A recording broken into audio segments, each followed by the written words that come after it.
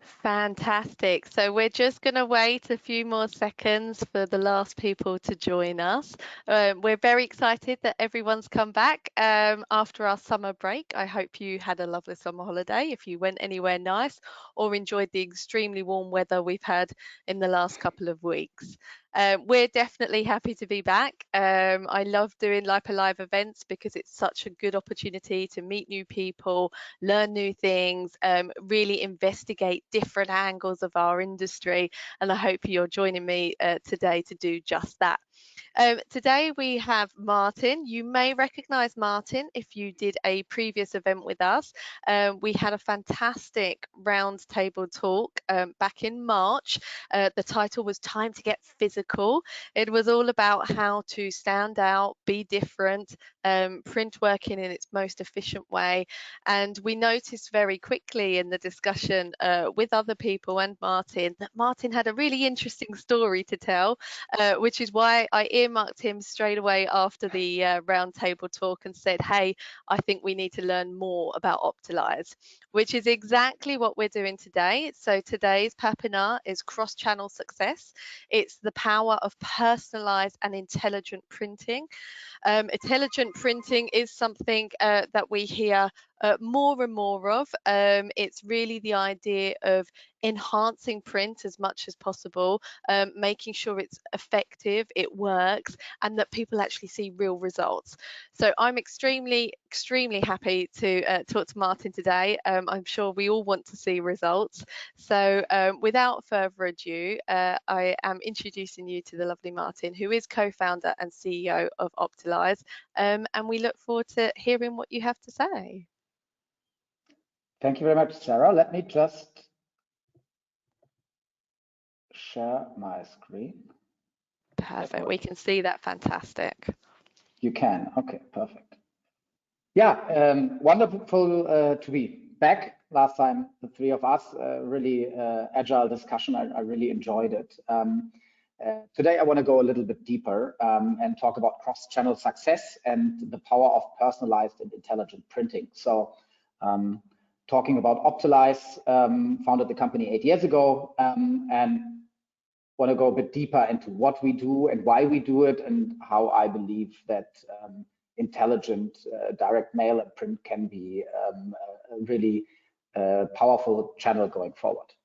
So what am I going to talk about today? The new print, basically, how we see it, but also how to actually start direct mail, automation and intelligent print, how you can then accelerate and be curious, create relevance, and then how at the end you unlock the full return on investment potential of the direct mail channel, because running it in a basically modern way can really drive performance here. What are the requirements for print advertising and direct mail these days? It has to be data driven, so all based on the data that you also use to run different digital channels. It has to be measurable. These days, many companies don't accept just for pure brand advertisement anymore, at least not in print advertising and in direct mail. It should run integrated in your customer journey, so it should be part of your marketing mix and of all the digital channels that you use to reactivate your customers. In the same way as email marketing and other channels, it should be hyper personalized, so based on the same data, as I mentioned first, and be able to use the same degree of personalization and individualization. It should be automated because you don't want to have manual processes. You want to be, you want to scale your marketing, and I think something which is also relevant if you know LEIPA, the climate friendlier it gets, the better. And that was a huge part of our last conversation. There's companies that are very skeptical of print these days, and being targeted and very performance driven at least makes you aware of or helps you to get rid of the waste and just send to those people that really would convert at the end. Why do I think I'm the right person to talk about it? With optilyz, we're Europe's leading software for personalized and automated print mailings. So if you talk about marketing automation, about customer relationship marketing and how to scale reactivation of customers, then optilyz is the right software to integrate physical mailings into your digital customer journey. We are integrated in all of the leading marketing clouds and customer data platforms in Europe. If we meet a customer and we don't know the system yet, it takes us a few hours, and we are also integrated into the next system.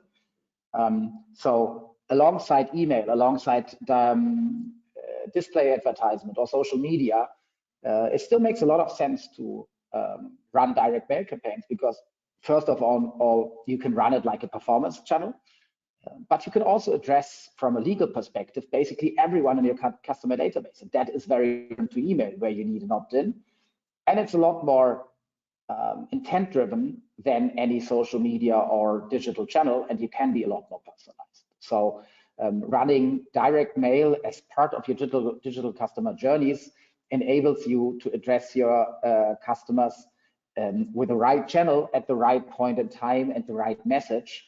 And obviously, if you can send an email and the email converts, you would not want to send a direct mail at the same point in time. So really making right decisions in this in an automated way is something we enable you to do.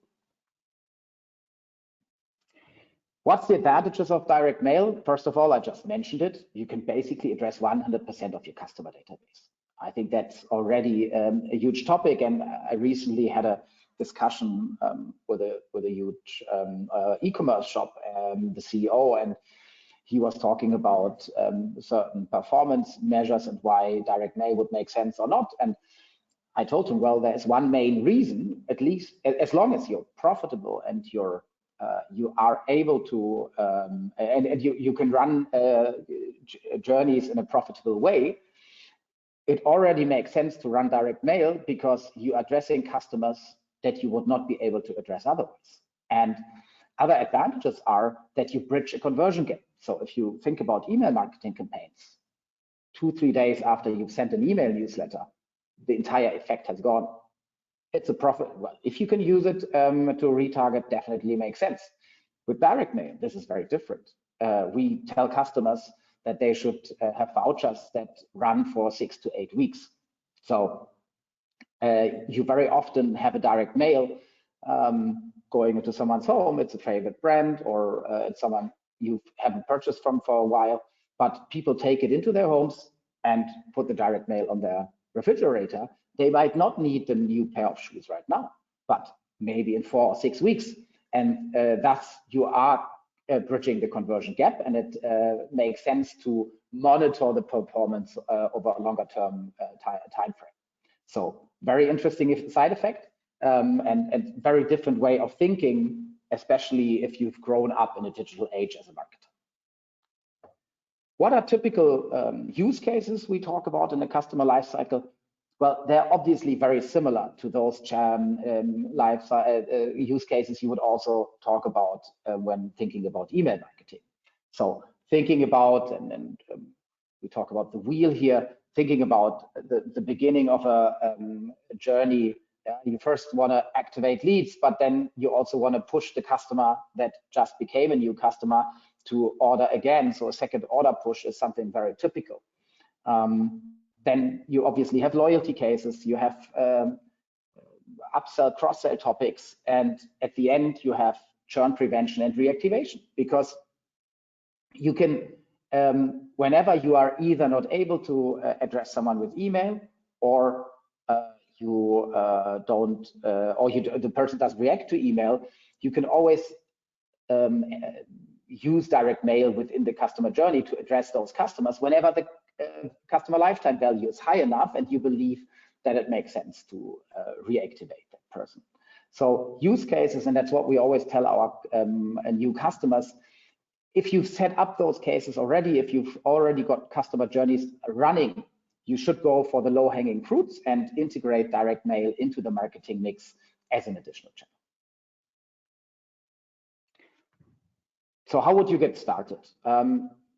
We love to advise our customer to follow the KISS principle and say, okay, keep it simple, stupid.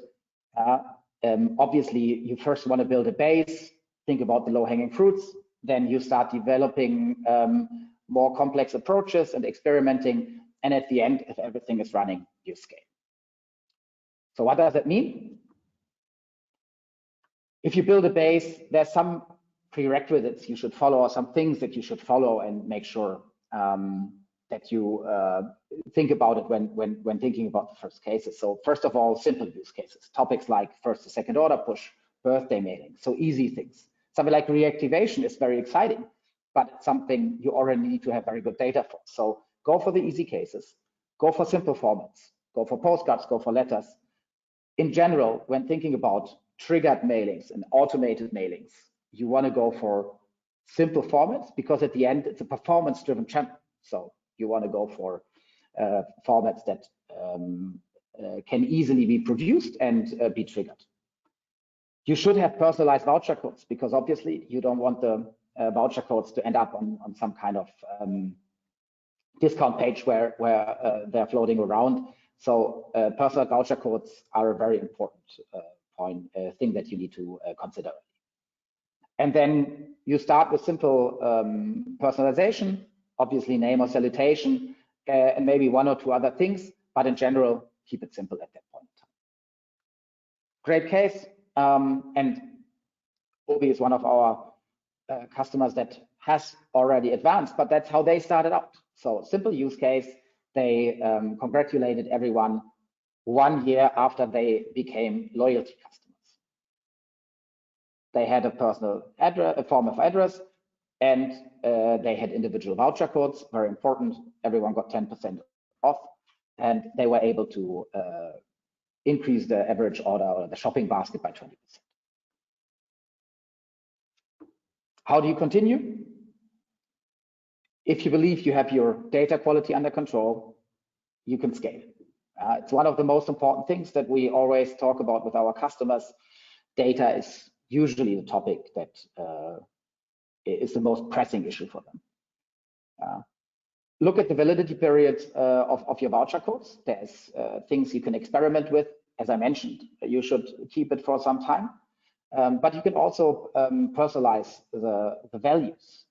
If you're able and you have a recommendation engine, you can try 10 euros, 10 pounds versus 10%, 15%. You can go for different formats, test a letter versus a postcard. Can be different for each use case, and it's something that we advise our customers on. And personalize your visuals depending on simple segments. So think about gold, silver, bronze customers, male, female. But the more personalized you are, or the more personalized you are in your segment, the higher the probability of conversion will be at the end. Some cases here, Deichmann had different visuals depending on gender, something which is should be obvious, but if I look into my mail, very often it isn't. And they used different voucher codes, either for online shopping or for offline shopping. So they were able to, or they targeted people that were doing both and looked at both redemptions. In this case, they created, just with this personalized segments based on male female, they created a conversion uplift because they tested against a more general segmentation of 50%.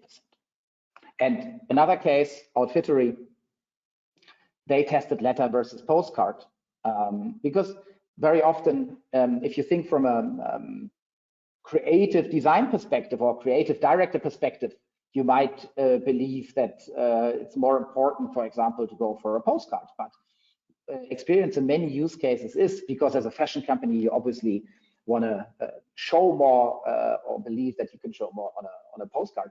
But from a performance perspective, the probability that the mailing ends up in someone's home is higher with a letter. And what they then did is they experimented with a validity period, as you can see here in the purple letter. So they tried 4 weeks, 6 weeks, 8 weeks, and they had a conversion rate here on average of 5%. And then if you see, I've got the first use cases running.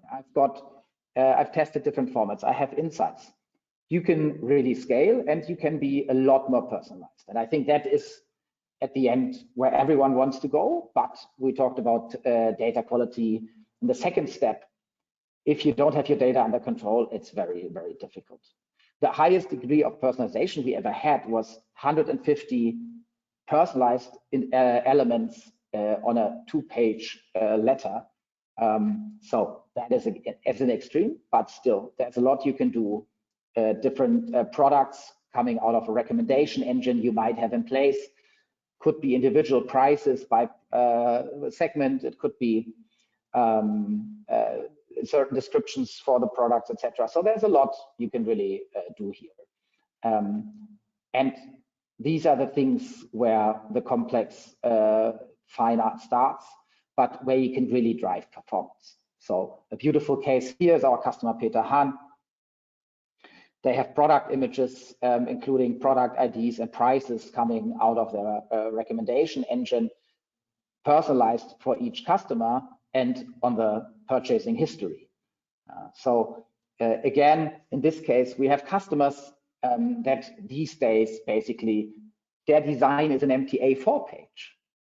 And 100% of text of description of product is coming from the system, from the marketing automation system. So there's nothing that you can go too far.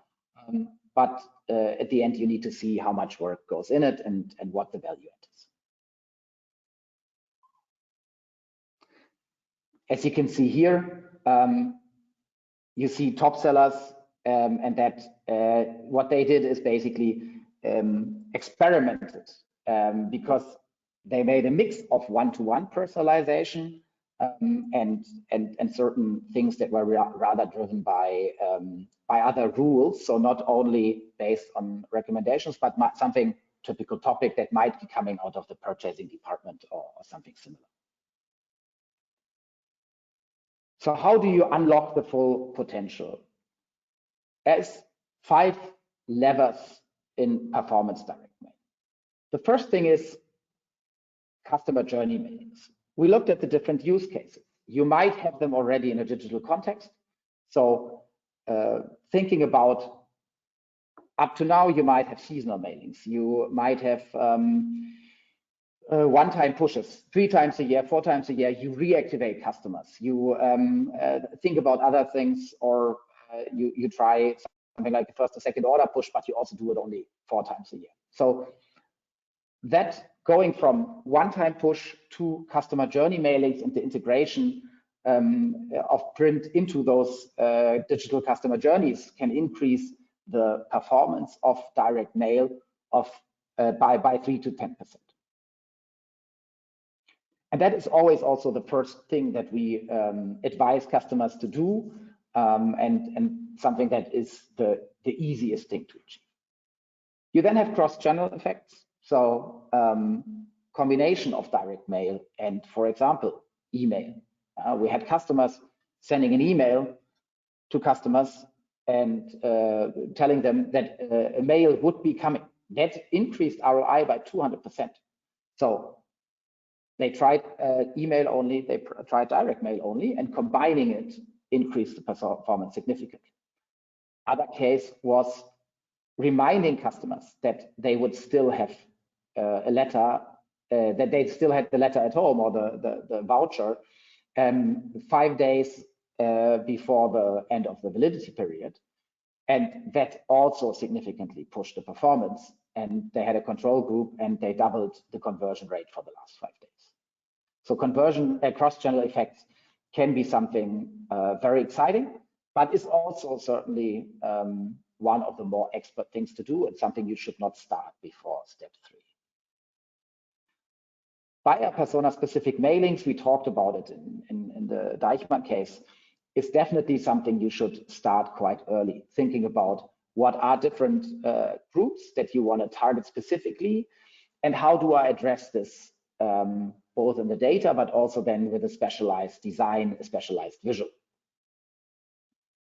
An advancement of buyers persona specific mailings is then hyper personalization. If you don't only think about segments, yes, you should combine buyers persona specific mailings in the hyper personalization, but hyper personalization is always the more advanced step, because then you think about product recommendations. You should have a recommendation engine in place. Quality of pictures should be high enough to be printed, and so on and so on. So that is really something everyone is striving for, and is the most challenging thing to do, but definitely something we can support. And then enhanced A/B testing and best practices. It should be something that you do on an ongoing basis. If you think about your email marketing, if you think about display or other channels, it's something you should do anyways, all of the time. Testing different visuals against each other, different vouchers, different formats in direct mail. So there's a lot of things you can test, and a lot of best practices we can advise you with that we've learned in the last 8 years with our customers, and where we support the setup and the experimentation to improve performance. So thinking about performance direct mail, on average, mailings are at around 4% conversion rate, depending on what kind of product you have.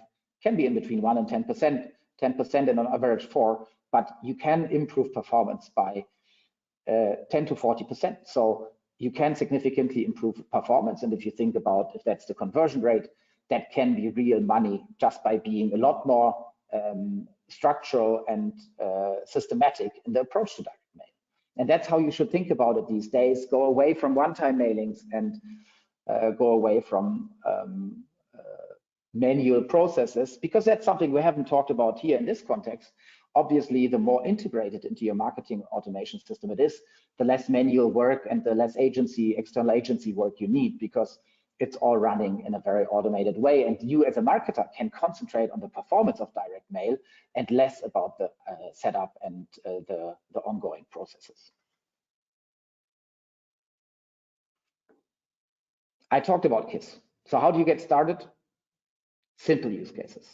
I talked about the two favorite ones, birthday mailings or second order push. That's always what we recommend our customers to do. Standard formats, definitely something. And the nice thing is you can combine use cases. So if you know that letters work best or postcards work best in case of your business, you can combine use cases in order to get to a certain volume that the postal service providers expect for advertisement mailings. And you can send, due to digital print, certain use cases in a combined and aggregate the volumes. So going for standard formats from a ROI perspective is just something very, very important to follow. And if you think about special formats, obviously there might be certain events that you say, I need that format, and your creative director might advise you. But looking from a return on investment perspective, it's probably not the smart decision to go for it. And yes, there are certain events you want to do this, but in most cases, that makes sense. Look at the low-hanging fruits. Look at the customer journeys you've already set up in a digital context. Expand existing campaigns. If you already have a journey for second order push, think about when does it make sense to first email, first direct mail, whatever makes sense in your customer case. But going for the existing cases makes your life and your start with direct mail a lot easier. Think about control groups and think about how do I set up the entire system, because you want to be able to measure performance. And we've had many customers that did not think about it, and that, for example, weren't able to send personalized voucher codes. So if you're not able to do that, think about the setup first. So many customer talks I have in the early phase, I tell them, okay, if your data setup isn't there, if your marketing automation setup isn't there, if you can't create individualized voucher codes, let's talk at the point in time when you're ready, because that's the most important things, or the prerequisites to really run direct mail like a performance-driven channel. And obviously, you want to have personalized voucher codes and track, but at the same time, you also want to understand the inherent value of direct mail and set up control groups in order to increase performance. We talked about the 3-step process. So take out complexity, start with the basics, and then increase complexity over time. One-to-one personalization is something all our customers want to do. But before you have the right setup and you've made your first experiences, don't go too complex from day one. And ensure agility. So 80-20 approach is the right thing to go for. Iterate, test.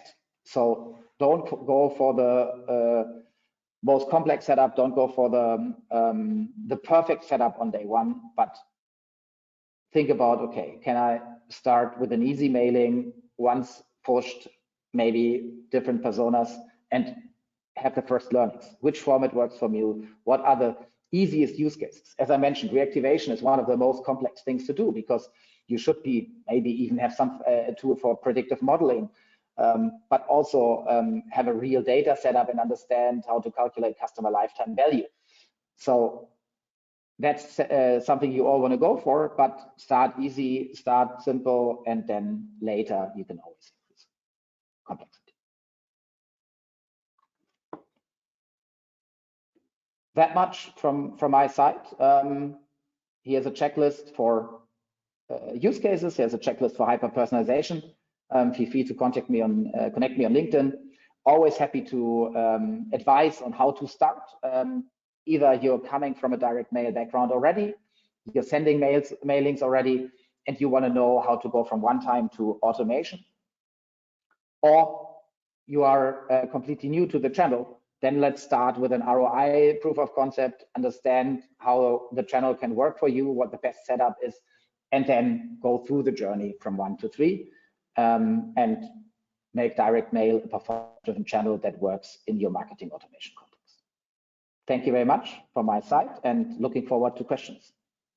Perfect. Thank you very much, Martin. That was most exciting. And this is the exciting bit of a interactive Papinar. So we do invite you guys to ask questions. The best way to do this is to pop it in the chat. I have the chat box open, so I can keep an eye on that. So any questions you have to the content that was just presented, or general questions to Martin, please do pop that in there and I'll keep one eye on it. The nice thing about being a moderator is I get to ask my questions first. So Martin, I really enjoyed that. Every time I hear you speak, I just think, wow, print is effective if it's done right. But also I really want to kind of go into this refrigerator effect, because durability is something we talk about quite a lot. So when we do the standard comparison, electronic versus physical form, we always say a physical form is much more durable, and is used for longer or has a longer lifespan effect. Do your measurements also sort of support this refrigerator effect? So are you measuring, you said about the voucher codes, but can you actually see those results? Do we know how long people keep direct mailing? I think there was a more than 30 days on there. What we can definitely see, we used to have an analytics part in the platform in the past, and then that was even more visible for us. But in the first 14 days, you basically have 30 to 40% of the conversions. But you also have another 60% in the next 4 weeks. So it's steady, and very often you still have a small peak at the end. But you can definitely see that you have a conversion effect across the entire lifespan of the voucher code. So you know that, yeah, it's a good start, and the first 14 days are most interesting, but you can see that people keep it. And there's a lot of studies also around that topic, how people really keep their direct mail in their home, and they convert after 5, 6, 7 weeks. So that's something, and it's not always easy for the customers to really, I wouldn't say go for it and understand it. It's more, there's different interests within companies, and accepting that it might be good to have a long running voucher is sometimes something that is not intuitive, because too many people these days have grown up in digital context. And I think if you tell them you need to be on an individual voucher basis, it's a lot easier already, because obviously, if you think about generic vouchers and customer acquisition, you always want to have shorter periods because you want to use it for different kinds of campaigns to measure the success of those campaigns.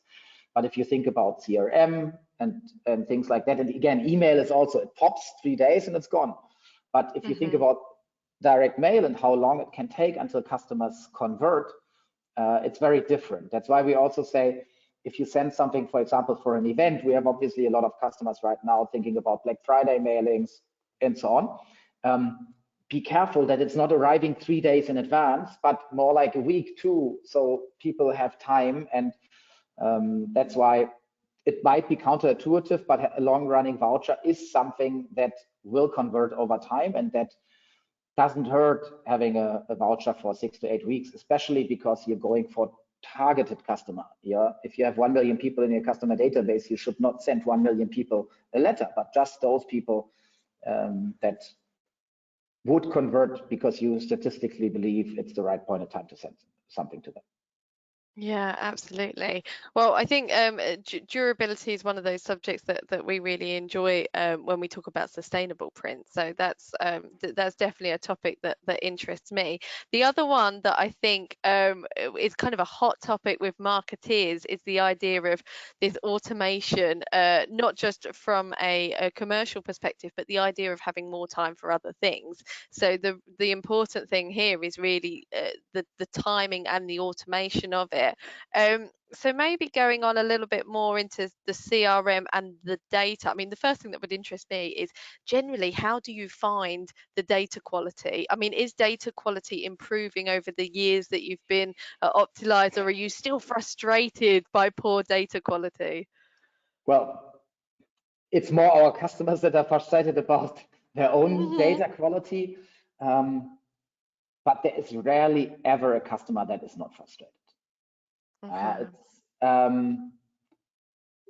And whenever you talk to them, they're migrating this, they're migrating that, they're introducing a customer data platform, they have a new data lake and whatever. So it's constant change and rarely ever satisfaction. So we obviously look at the pains that our customers have, and data quality is number one. Always. And I'm guessing there's a direct correlation between good data and better results. Is there a direct correlation? Yeah, there is a direct correlation. Yeah, because the better if you can't segment your data, it doesn't help you, right? So data quality, and there's 2 kinds of customers that have satisfactory data. Either they have a very good in-house or a very good outsourced team or agency or whatever. It also depends on the marketing automation system and whether you pick basically the right one, but also whether you're able to, or you have the right people and if they are well trained. Because the best system doesn't help you if you don't have the people that can effectively use it. And there is huge differences.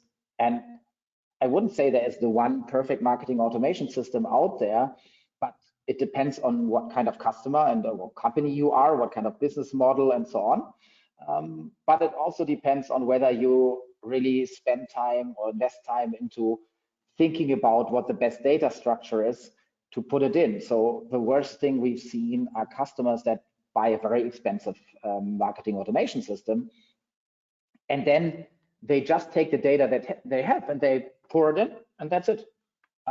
Not thinking about whether this is the right thing, because then we very often get data that we can't use, and that is not good enough for a mailing. And obviously, if you think about an expensive channel, because you always need to think about the cost of postage, you should first have your data under control. So that is the main topic our customers have, and we have great partners around us. We have agencies that we recommend if you know you have issues. But I also know customers that have brilliant in-house teams that make your life a lot easier. Okay, so sticking to that subject then, this idea, you mentioned that it's easiest when you have best cases or use cases along your customer journey. You did say that you guys can also advise on those best practices for those use cases. Yeah. So when a customer comes to you, do they have like a concrete idea what they want to achieve, or do you find that more people are actually relying on you? I mean, how does that work? I would say it depends. I was at a trade fair here in Cologne today, and I had quite a few customer talks, and there's those customers that start thinking about it. They might not have their customer journey set up, and then we just offer to have an early call. They might not have the data in place yet. So what we do is, let's jump on a call, have our solution engineer there, have someone from our CSM customer success team, and just have a 30-minute call and to share best practices. What is it that we see in verticals, in your vertical, that is meaningful? What is a typical data setup we see? What are the do's and don'ts? So those things we can give just input, but you also have those customers that have done everything perfectly right. And if you talk to them, they're like, yeah, we have 8, 10, 15 automations or customer journeys already set up. We know what to do. And then it's more about implementing. I would say it's more customers that do not yet have it up and running, but at least they think about it and they know what they need to do. Definitely. And you said that one of the ways, obviously, to convince customers is by offering measurability. So, as you said, like we're all so determined to have results and to be able to measure the results these days. So, measurability is so important. So, you've mentioned the voucher codes. What other ways can we measure the effect of these printed mailings? Yeah, I think important here is that it again depends a bit on the company. In general, there is not a reason for many companies why you shouldn't be profitable on a single mailing. Obviously, not every use case will be profitable. Again, it depends on the products you sell, etc. But in general, typical use cases, you should be able to be profitable just on a mailing. However, what advanced customers do, they also look at customer lifetime value and see whether there is an impact when they integrate the physical channel in the marketing mix. If you think about measuring itself, the obvious things are voucher codes, either directly or via QR codes, or in a shop you might go for a scan bar or whatever you call it, those codes. What we always recommend on top is to think about control groups, because obviously customers will come back anyways in many cases, and you want to understand the inherent effect. So you might say, okay, I send a mailing to 80,000 customers and 20,000 go into the control group, and then after 6-8 weeks you look at the conversion rate, but you also look at the conversion rate of the 20,000 people and understand whether there was an effect also for those 20,000 people, and understand, okay, you maybe have 4% conversion rate on the mailing customers, but you have 1% on no mailing. So to understand whether there was a push also in ROI just because of that mailing. So I think that's something important, and that's the good thing if you think about automation, that these are things you can set up in your marketing automation system, and there is no manual work you need to do. Again, concentrate on what you do best as a marketeer, and think about the customer first and how to connect channels with each other, and think about right channel at the right point in time with the right message. So you've been with optilyz since the start, being a co-founder. Do you still get surprised by any results? Can you kind of tell me maybe an experience of where you thought, oh, wow, I didn't think that would work, or wow, I thought that would work and it didn't. Like, do you still get shocked by the behavior of people or responses to the type of direct mailings you're putting out there? Yeah, I recently had a customer call, and they told me that they have up to 20% conversion rate in their mailings. I was pretty surprised. I've basically never heard that. I don't know what they're giving away for free, but yeah, that one surprised me. Apart from that, not that much anymore. If you know the industry for some time, there's obvious things, whether it makes sense to, for example, attach a card to a mailing or certain conversion elements and so on. At least from a performance perspective, I would say that we are the ones usually driving the market, and less being surprised by the market. At least we're trying to push customers to try out certain things, and very often it works. So there was a case where one customer attached small T-shirts in a self-mailer manually. Okay. It was more, I would say, so they were very happy with the campaign. I don't know the conversion rate and everything. Maybe they would have also achieved the same effect. But it's also sometimes something from a branding perspective. So it can be interesting, but you really need to think about it and whether you should go for the easy case. I was a little bit surprised when you said about the difference. I can't remember. Was it Outfitty, the company who had the choice between the postcard and the letter? And I was a little bit surprised by the letter because I thought, oh, postcard to me is this is my emotional connection to a postcard is a bit more open and friendly, and a letter I feel, oh God, it's a letter. So that surprised me a little bit. But what I took out of that actually. And probably relates more to what I do in terms of my job, but that it's so important to care not just about the content creation, but also how it's reaching the consumer. The fact that a format can make such a big difference to if it's the same content, can make such a difference to how it's received. So I found that that made me smile when you were talking. Yeah, it's interesting. So I haven't yet got enough data from the UK, but as we just started off there, in a more systematic way, we can already print in the UK for 6 years now, but we're starting off in a more systematic way there. And what we've heard in the UK that overall postcards works well and is a lot more used than in Germany, for example. And yes, fashion uses postcard a lot because they like it from a branding perspective. But in the UK, you very often have the mailbox in the door and you throw it into the hole. So you don't have the challenge that from the mailbox somewhere in a house, or in my case, there is a bin directly next to my mailbox. And that's where I find lots of those mailings. And that's a very typical thing in Germany. So it very much also depends on country-specific peculiarities. So I agree that I think this is again something that you need to be neutral about before you start out, and you just need to test it. And maybe from a branding perspective, you say, well, I accept that the performance is a bit worse. And the interesting thing is you talk about content. Even there, you can see significant differences. Not only so, we had a customer sending 3 different postcards with 3 different designs, and same group just split randomly into 3 and 3 different designs, and the performance difference was 80%. Same customer group, all of them got all of them got a postcard. Just because of the vision, there was such a significant difference.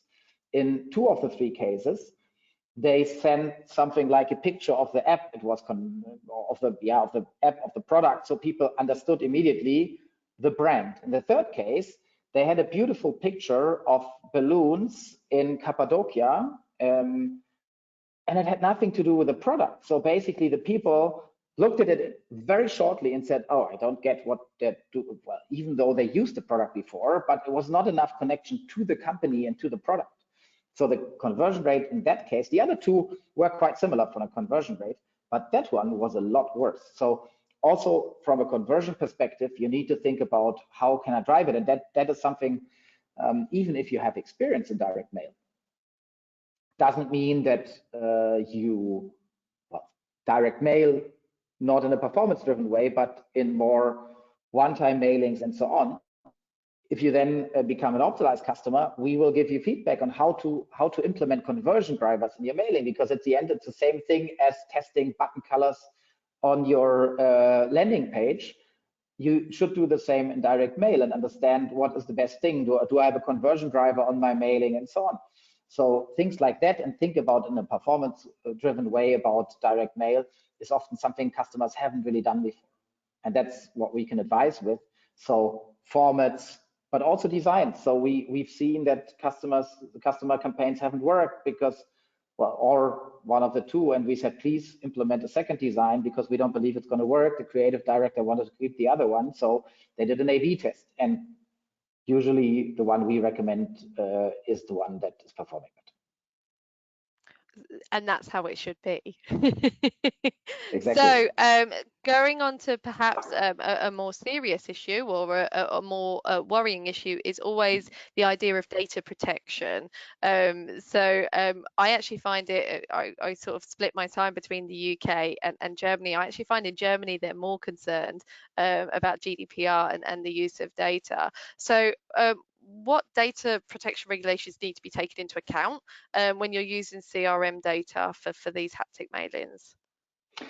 That is generally the wonderful thing about this channel, that within the CRM context, there is not a lot you have to take into account. So you can use all of your customers' data to target them with direct mail, obviously, except from the ones that have opted out. So customers can write an email, a letter, whatever, and say, please take me out of the direct mail pool. From a legal perspective, everyone is automatically opted in. And it's the same across Europe. So that is something where you don't need to look at certain countries where it works differently. So from a data protection perspective,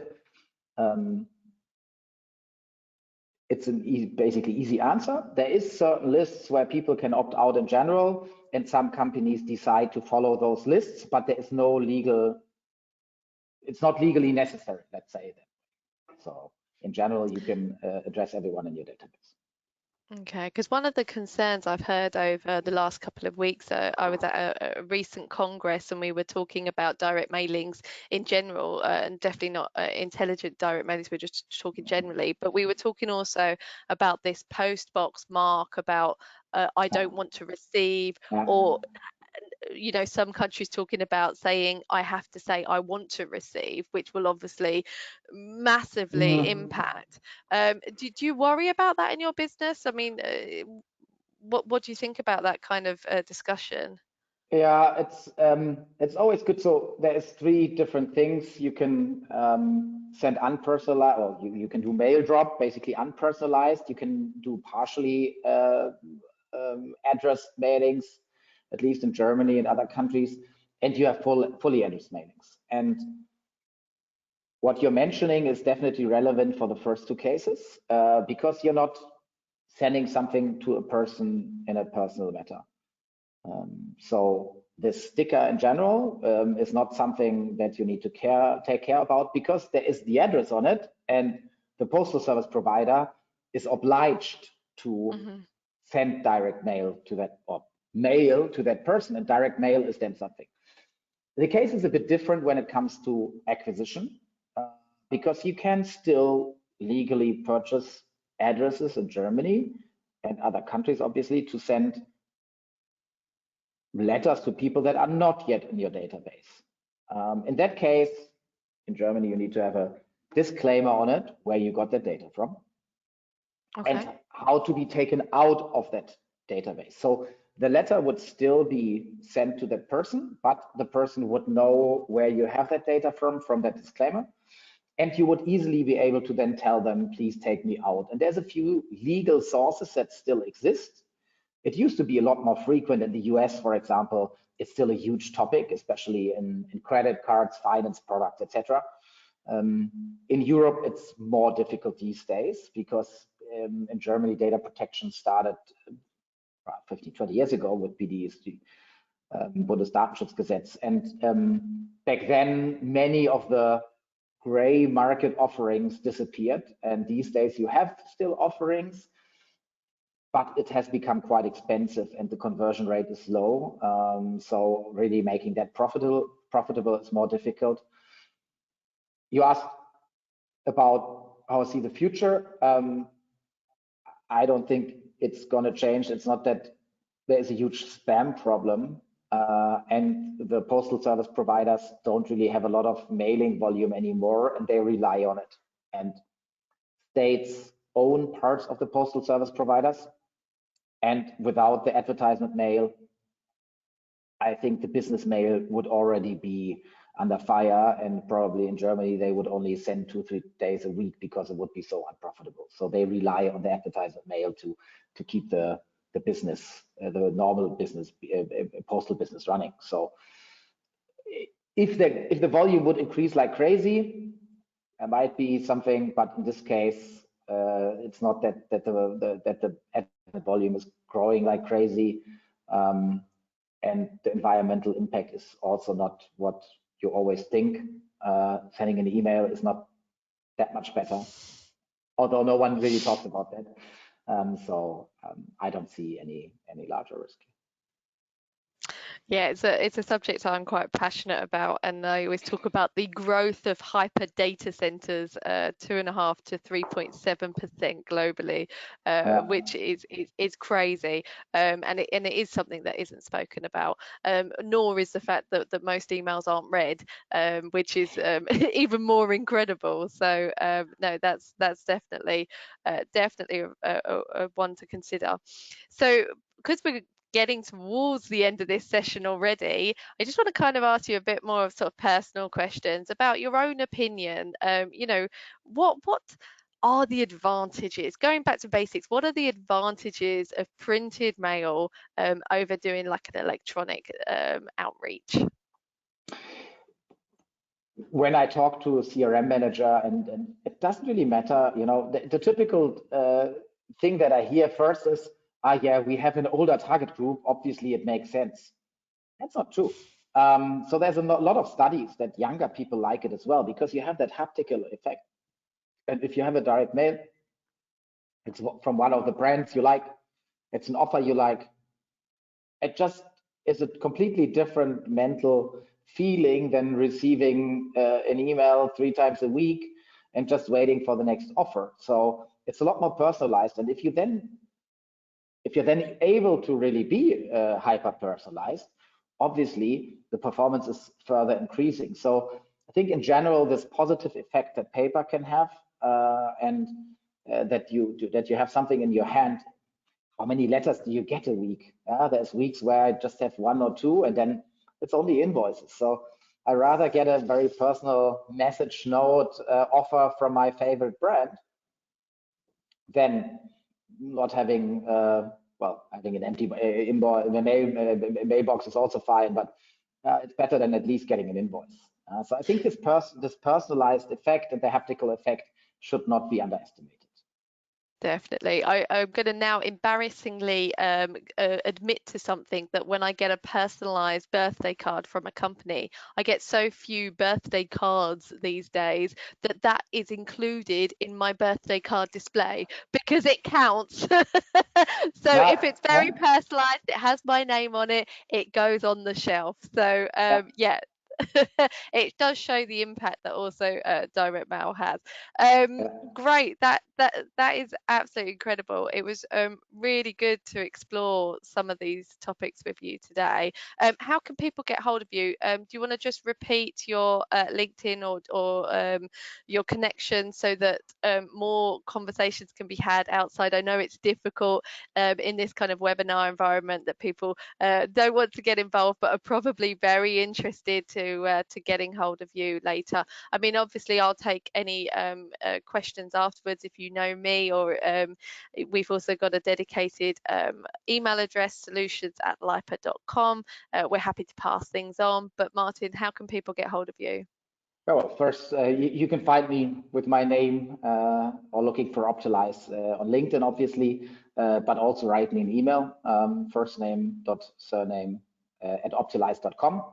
But with my surname being a bit more difficult, it's probably easier to find me on LinkedIn first.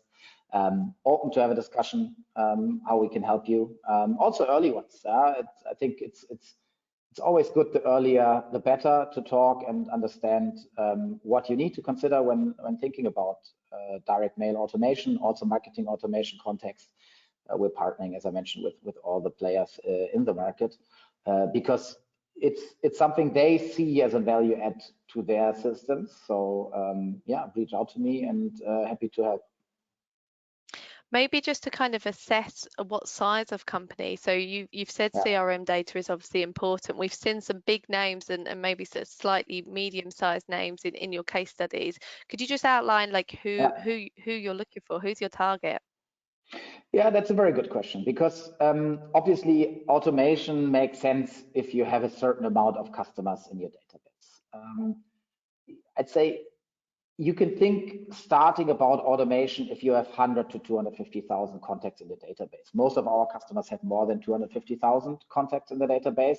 And if I talk about contacts, I don't mean email opt-ins, but I mean really contacts. You should have the physical address of the customer. That's prerequisite, otherwise you can't send it to them. Very often it's important, or it's generally important, that you have a product that sells, I'd say, rather frequently. So for example, if you're selling kitchens and you're selling kitchens every 8 to 10 years, it's hard to get direct mail profitable. So if you have something that converts or where the purchase frequency is higher, you should have an average order value at a certain value, because otherwise it can be challenging. So if you think about food ordering, you order something for like 30 quid, 30 euros, and you only have a margin of 5%, and mailing would not be profitable. So in general, have a product where you say you can be profitable at 4% conversion rate, or 1 to 4, depending on the product, because it's purchased frequently and the average order value is significant, starting from 30 to 50 euros. Typical customers we have these days is e-commerce and retail, but we also have customers from the insurance or the banking industry, or from energy and telecommunications. So that's typical topics. Also a bit of hospitality, tourism, but that's like typical verticals that we work with. Fantastic. I think that gives people a real good appetite of where it's going. Yeah. So I just want to round this call up by firstly, of course, thanking everybody for joining us today. I hope